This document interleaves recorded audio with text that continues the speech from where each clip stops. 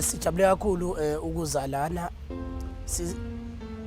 kuqoshwa khona i-DVD ya Siyabonga Mpungose no Scelo Mpungose nathi as ama-artist siyasupportana ukuthi ukwikwayito akusho ukuthi ungasupporta abantu abakuyi-poetry because sonke umsebenzi wodwa is to entertain people.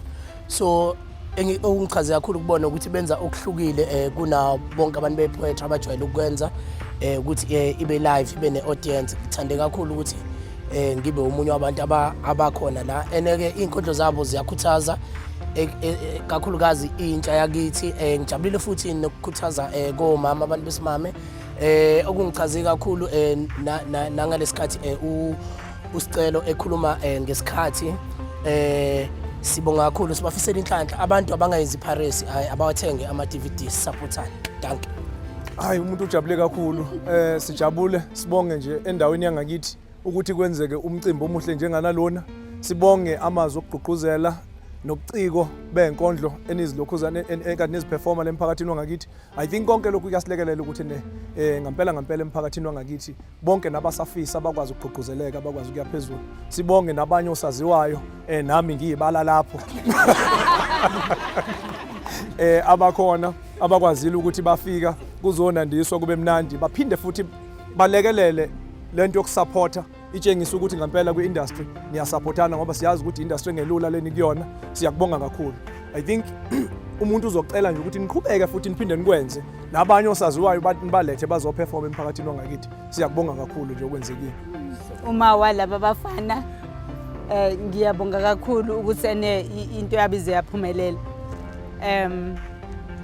Ngibonge nje nangendlela abaziphethe ngayo nangendlela abayala ngayo intsha nabaqhuba ngayo umsebenzi wabo.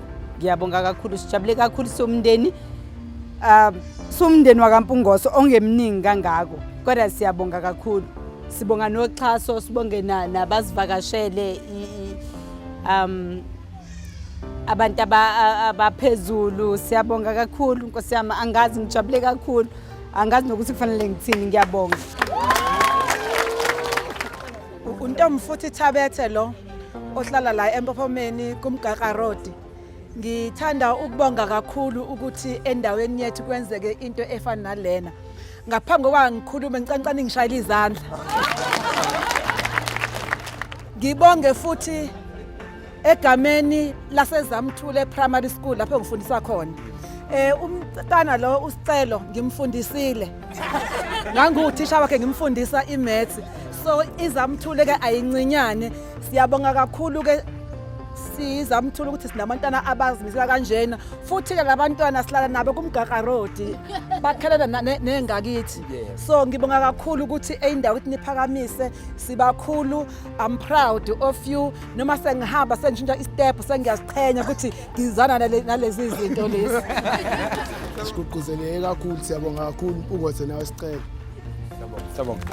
Hayo Siyabonga Mpungose umuntu esigqugquzela kakhulu empilweni yabo.